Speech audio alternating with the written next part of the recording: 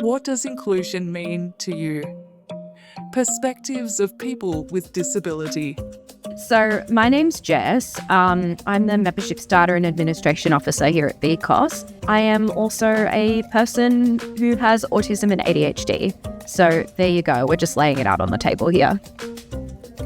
Can you tell us about your disability? I was originally diagnosed with autism when I was 5 years old, but it wasn't disclosed to me by my parents until I was 25. So I've only been aware that I'm neurodivergent for the last 5 years. I spent a good portion of my childhood and my adolescence just having no idea why my brain was different from everybody else's. There was a lot of pain, there was a lot of anxiety and a lot of confusion about why my brain is the way it is. What does inclusion mean to you? Inclusion to me means just listening to each other.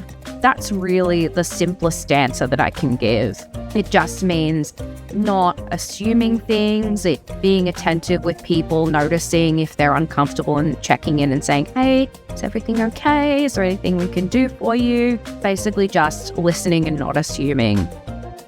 Does your disability make it difficult to take part in work or social activities?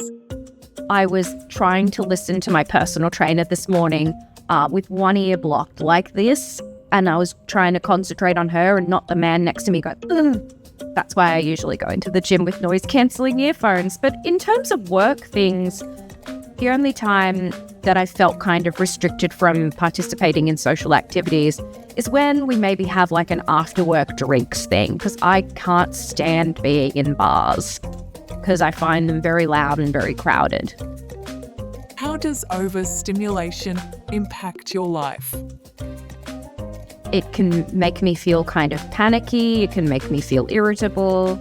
Even if somebody breathes a little too loudly near me, I'll feel like red hot rage in my brain. Tell us about fidget toys.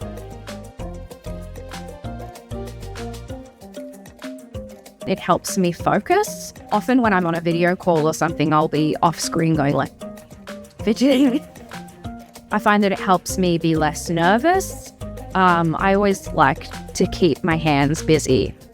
Sometimes I notice this about people who are not diagnosed. Like there are some people in my life who are clearly neurodivergent but are not diagnosed. So I'll often see them on public transport or something going, like tapping their leg.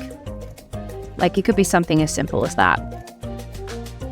Describe a common myth around your disability. I think the one that I hear the most is, everyone's a little bit autistic. No, they're not. No, they're not. Yes, autism is a spectrum, but it doesn't mean that everybody is some form of autistic. I think it's a bit of an oversimplification.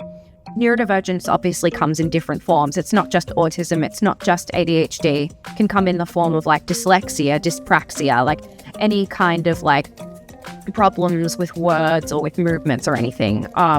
It can come in so many different forms. So I guess that's why people kind of have come to the conclusion that everyone is autistic.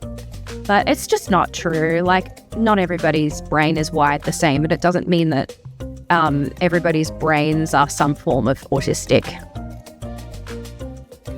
Can you list 3 tips for interacting with a person with your disability?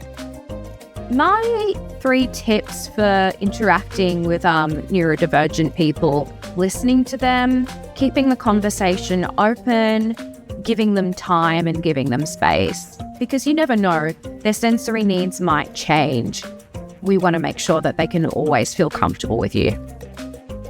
For more information on how to be disability inclusive, visit the DORU website at the link below.